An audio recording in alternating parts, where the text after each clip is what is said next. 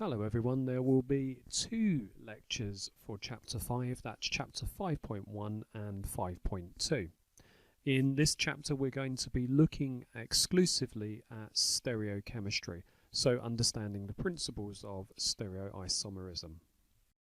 Chapter 5.1 will consist of 3 videos. The first is a general recap of isomerism and those types of stereoisomers that we've already met. The second video is about chirality and enantiomers, and the third is about Fischer projections, which can be used as representations for chiral molecules. We've seen this diagram before, and isomers are broadly categorized into two types. The structural isomers, which we've definitely met before.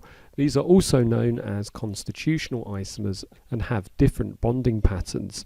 So here are some more constitutional isomers for the molecular formula C5H10O. These have different chemical and physical properties, namely because of the different types of functional groups that are present. However, there is an example of a stereoisomer here as well. This is the S-pent-1-ene-3-ol, and we'll be talking about this type of stereoisomer later on. Now that provides a nice segue because stereoisomers are those isomers that have the same molecular formula but also have the same bonding pattern or the same constitution. Their configuration, however, is different in three-dimensional space, and this is where they get the name stereoisomers from. We've already encountered diasteromers, and so we're going to have a quick recap of these again. The other branch of isomerism is stereoisomerism. It's also known as configurational isomerism.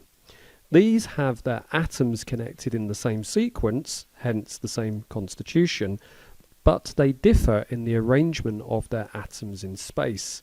The consideration of such spatial aspects of molecular structure is called stereochemistry. And we've already seen some examples of stereoisomers. The cis and trans forms of alkenes, and also the cis and trans forms of substituted cyclic molecules. Think back to chapter 4. Now, if it's not an enantiomer, then it is, by definition, a diastereomer. And these are stereoisomers whose molecules are not mirror images of each other, and they are also non-superposable. In the example that we see here, the reason that the alkene exhibits stereoisomerism is because the atoms are fixed in that three-dimensional space by the double bond. There's no rotation. But if you break the double bond, rotate it along the single bond, and then reform that double bond, we now have two inequivalent structures. These are stereoisomers of each other. It's not possible to superpose them, and neither are they mirror images, hence they take the form of a diastereomer of each other. And we already know that these have different properties. Here are two such diastereomers. We have dimethyl fumarate, which is a trans diastereomer, and we have dimethyl malleate, the cis diastereomer. The trans diastereomer has your groups on opposite sides of the double bond, whereas the cis isomers have them on the same side. If we're looking for packing in the solid state, the trans isomer is better at this and accordingly has a higher melting point.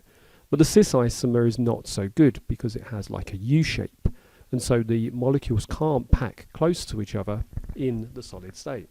However, when we're talking about the boiling point, this is a different thing because we need to consider the intermolecular forces in terms of whether there are any dipoles. The trans isomer doesn't have any dipoles, but the cis isomer does. So accordingly, the trans isomer has a lower boiling point, whereas the cis isomer has a higher boiling point. And we see the same sort of behavior when looking at cyclic molecules that exhibit cis-trans isomerism. Here we have two more diasteromers. These are cyclic diasteromers, and they exhibit cis-trans stereoisomerism. See if you're able to identify which is the cis and which is the trans isomer. Pause the video and press play when you're ready to continue.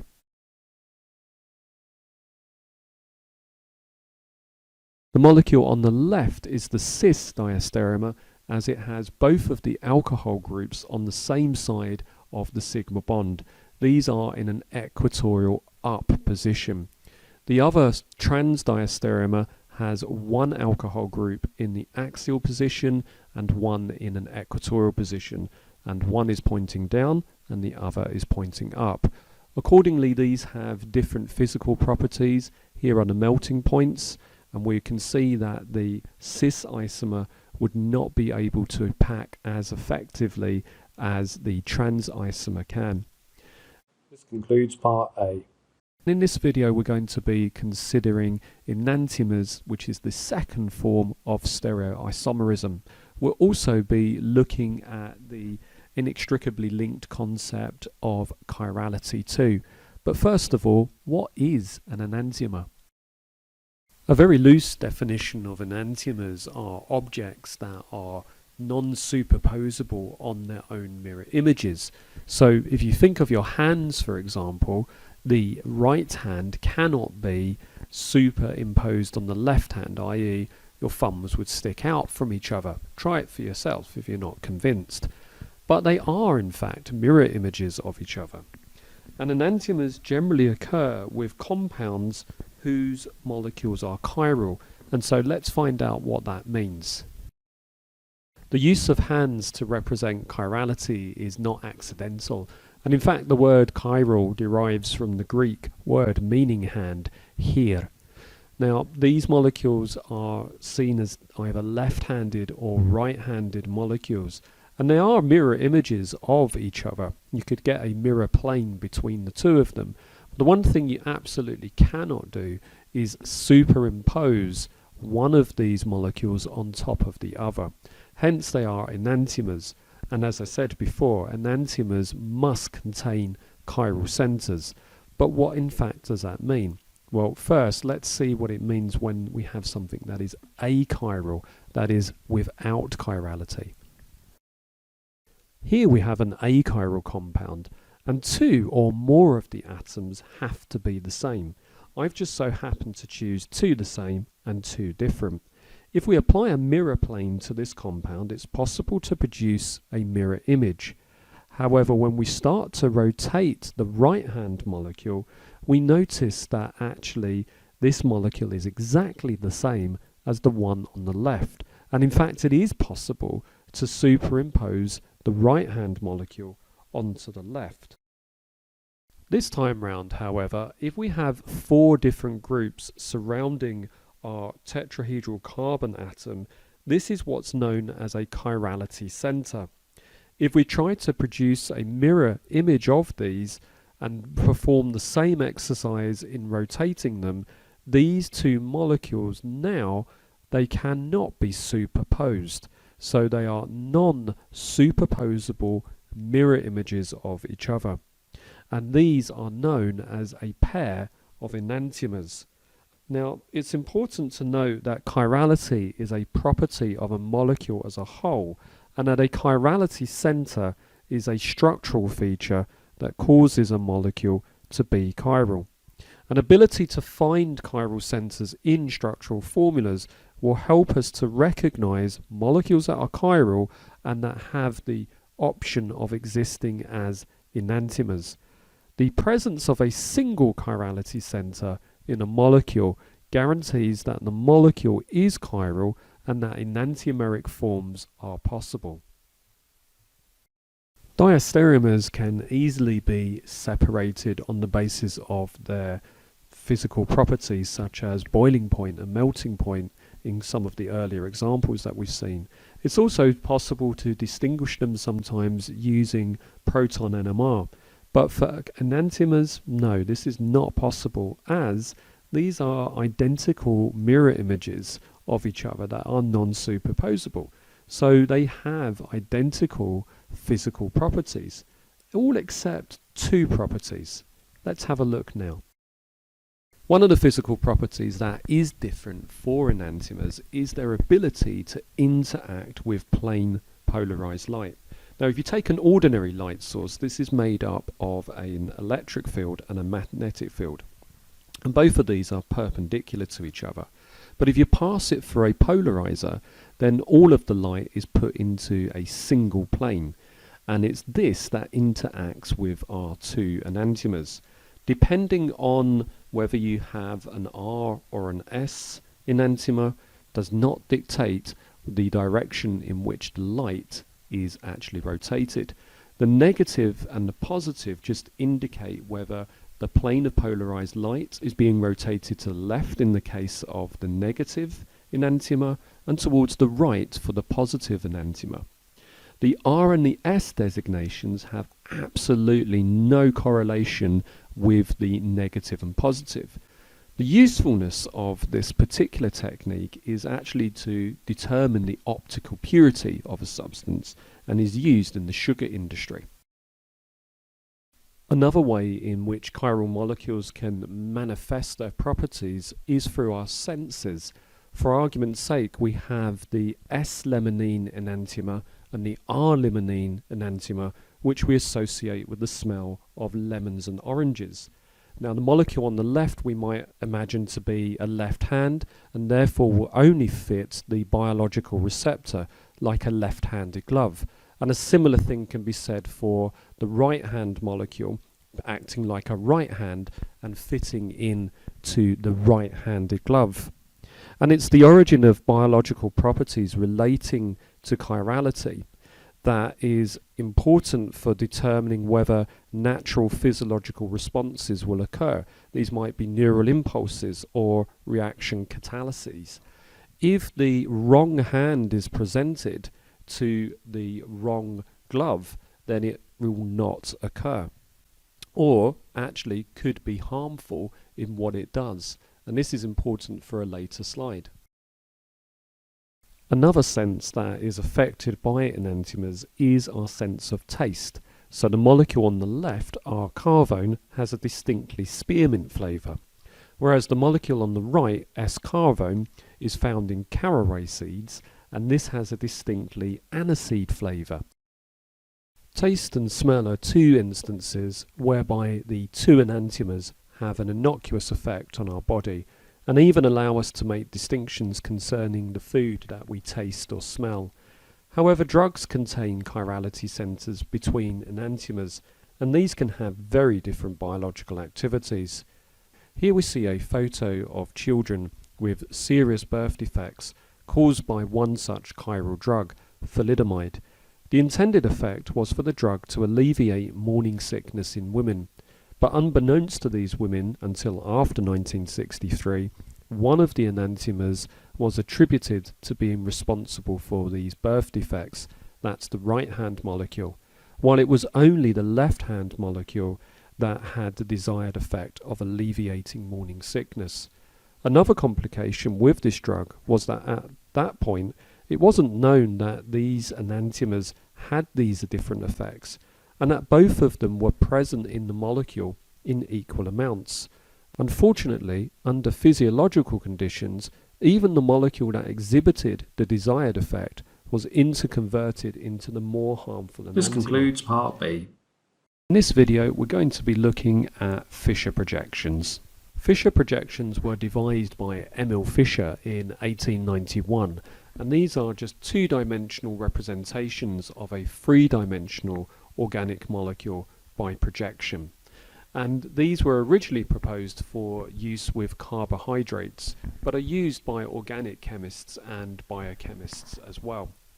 The Fischer projection conveys valuable stereochemical information to a chemist or a biochemist without having to draw that more detailed 3D structural representation of the molecule. And these can only be used for molecules that contain chiral centres, and the chiral centres are represented as simple crosses. It's possible to convey whether the images are either enantiomers of each other or whether they are diastereomers using these projections. However, we need to understand what a Fischer projection means and represents. Here we have a molecule in a Fischer projection, and this must fulfill the first condition of having 4 different groups around that central carbon. However, the true three-dimensional information present can be extracted by considering the complete 3D representation on the right. The convention is that the horizontal wedges represent bonds coming out the plane of the paper, and the vertical dashed wedges represents bonds going behind the plane of the paper. And this is the key to decoding what these Fischer representations mean. Now, a memory aid that can help you with this is to think of those two horizontal arms, if you like, reaching out of the video to give you a hug during the study of Fischer projections. Just as it's important to understand how to interpret Fischer projections, it's also important to be able to turn those Fischer projections back into more conventional representations. So that's exactly what I'd like you to do for this molecule. I want you to imagine that you're looking down the carbon alcohol bond as depicted here, and to draw how this would look from a conventional representation. So you can do this using a bond line formula. Press pause, and then when you're ready to resume, press play again.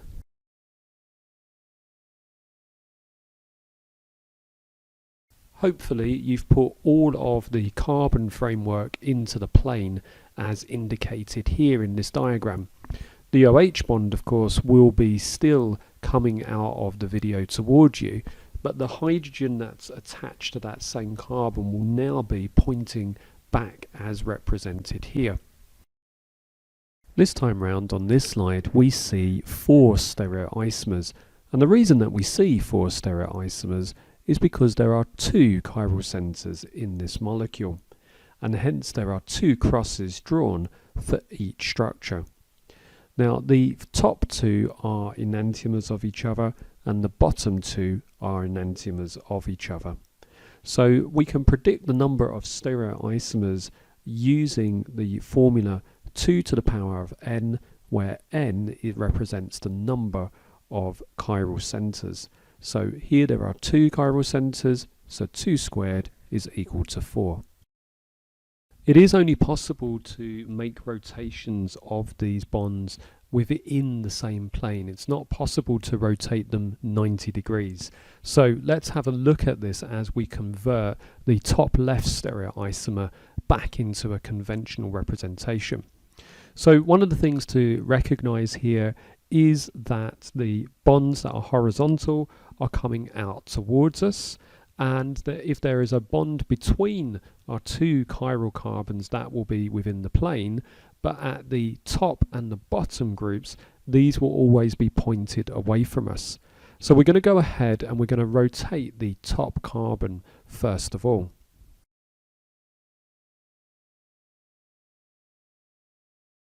When the top carbon is rotated towards us by 60 degrees, this brings all 3 carbon atoms as highlighted into the plane of the screen. Now I want you to go ahead and rotate the bottom carbon 60 degrees to the left so as to bring the CH2OH group into the plane, and then draw the representation of this to the right of this molecule. Pause the video, try to draw this, and resume when you have done so to check your answer.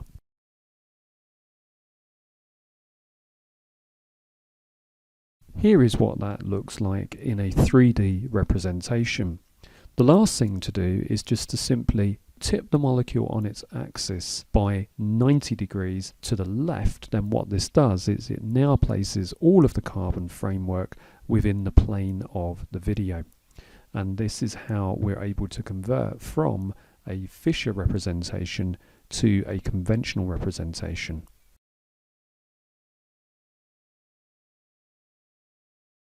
On this slide we see 4 different conventional representations. The question I pose to you is, how many pairs of enantiomers are there? Pause the video and resume when you have an answer.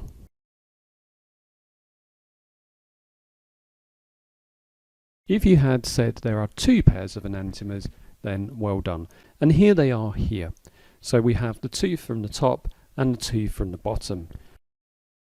There are 2 types of configuration within stereochemistry.